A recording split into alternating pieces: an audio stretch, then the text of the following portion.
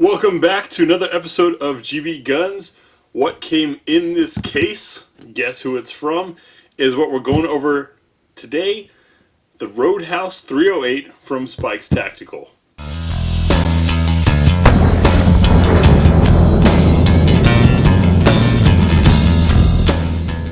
Welcome back. Look at that detail on this beautiful receiver.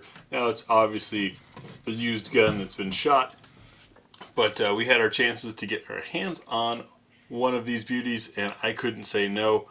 The Roadhouse is a big, beefy AR-10 from Spike's Tactical. Of course, all billet. Look at that magwell. I'll separate the upper and lower so we can go over them individually. I'll give you a look at what this thing is built out of and some ideas of what we're going to do for shooting it. And then we'll get out to the range. So hold on with me, let me separate these, and of course before we dive into the rifle, wanted to take a look at the user manual that came with it. Nice large font, black and white, very, very in-depth instructions. Another way I like to look at manuals is if this is someone's first gun, would the manual help them? I would say yes for this. And I'd also say that if a Spike's is your first gun, you're pretty freaking lucky. We also got a deck of stickers. And I'm going through them because I remember these signs on the back of convoys in Iraq. We didn't run them in Afghanistan, probably because most of the locals in our area couldn't read, but kind of funny. And I'll see your jihad and raise you a crusade. Obviously a reference to the Crusader edition that Spike's Tactical had. Always known for their fancy different versions. This was also in there, and normally I wouldn't show chamber flags, but I hadn't seen one of these before, and I think it's neat and shows the same level of thought and attention to detail that I believe Spike's puts into their rifles. So this is a chamber flag, and it's got brass on the back end for the extractor to grab onto. It obviously sticks out, and then it's got a little pin in there that can be flipped out and used for pulling out your extractor pin and gas rings and things like that. So that's handy and definitely something different. Now let's take a look at this rifle. So the Roadhouse is a beefcake of a 308. It's a hefty thing.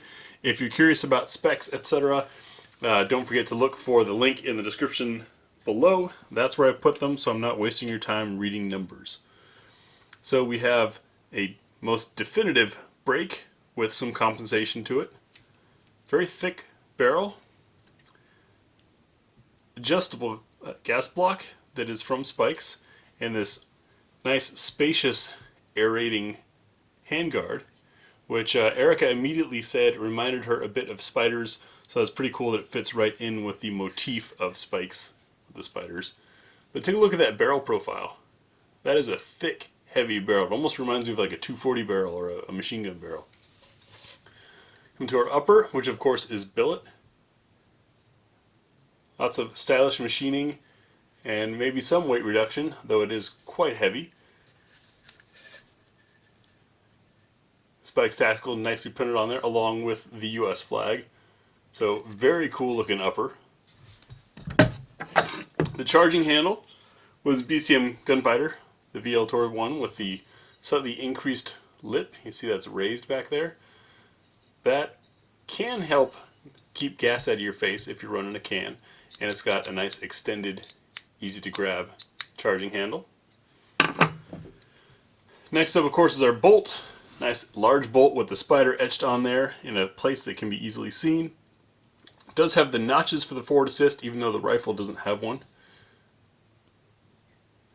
This one's been well shot. Look at our staking in there. And you always hear people say, looks like good staking.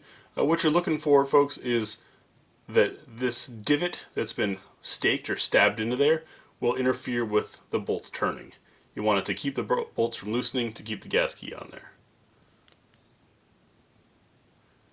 So there's your bolt. Could field strip further, but really there's no reason to. Let's take a look at the lower.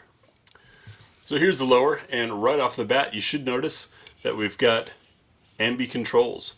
Our bolt release is accessible on this side, and on the back side we've got, of course, the bolt and mag release, and our safeties on both sides.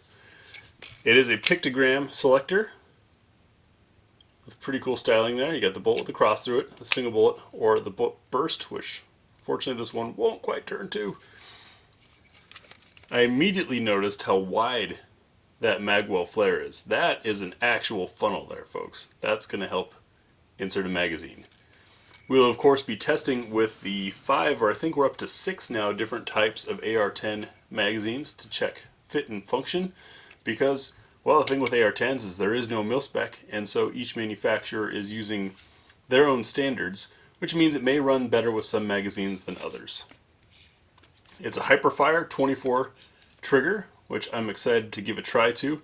I believe they're in the Interis Alliance, as I am, a bunch of veteran organizations, but hadn't tried one of their triggers yet. Trigger's very crisp. I'll reassemble this at the end and show you. Got raised, not cut, but a raised spider on there. And the pictogram stuff is raised. So this is very stylish and beautifully done. We of course have a nice large trigger guard to allow finger to get in there but guide you to the trigger.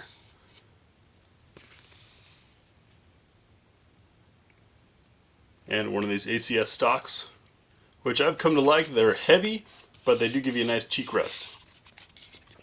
So I'll throw it back together and we'll take a look at what that trigger travel looks like. So you may be wondering why I put it back together to do the trigger, and that's because I've noticed, and hopefully you have too, that sometimes you get a different feel, you can see it's clear, when the trigger actually has to push against the firing pin. I'm not sure really with the physics of why it's changing there, but the trigger does feel differently when the gun is together versus when you just have your finger on it catching it.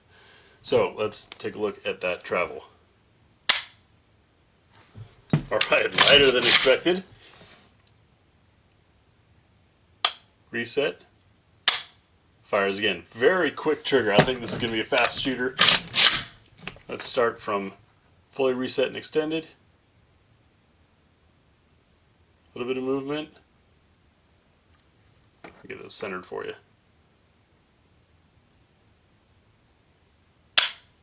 Nice. Has a nice trigger. Very smooth, very short. Looking forward to trying this, and we'll of course do our multi-mag test and also the, as Eric has called it, what's for dinner test. So for ammunition, we've got a variety. Not sure if we're going to go through it all. I would like to hear from you guys which rounds you would like to see in this thing. Take a look at the rifling in the specs down below and let us know. So we've got, of course, some military surplus. 147 grain. This stuff was built in 1979. Kind of old. Some of the G2 Research rip-out, only 150 grain, so rather light. We recently tested this and have some left. Hornady's Superformance Match, AMAX 168 grain. The Gorilla 175 grain, much heavier. Of course, the classic Federal Gold Medal Match 168 grain, always a good performer and very affordable. 180 grain soft point hunting round from Federal. 168 grain Spear Gold Dot. This stuff was interesting to shoot last time. Absurdly light 125 grain Federal. This is their light open tip match. Is it going to be too light for this rifling? And of course some Nosler 175 grain RDF match ammo. So let us know which of these would you like to see us do. We usually shoot 4 types. You can scroll back through if you want and see the different bullet weights and ammo types. And comment down below, let us know what you want to see. We'll get out to the range and get this thing shot.